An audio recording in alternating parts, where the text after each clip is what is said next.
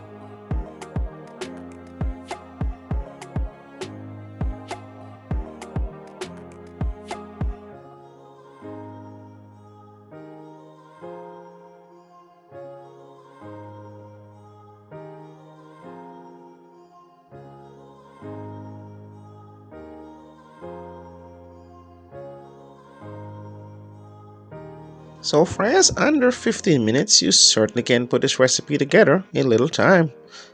Simple cornmeal porridge for beginners. So if you do enjoy this video recipe, please consider subscribing for more easy video recipe and tutorial.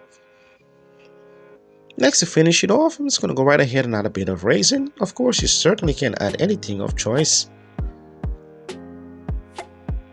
Simple cornmeal porridge for beginners. Thanks for watching. Until next time.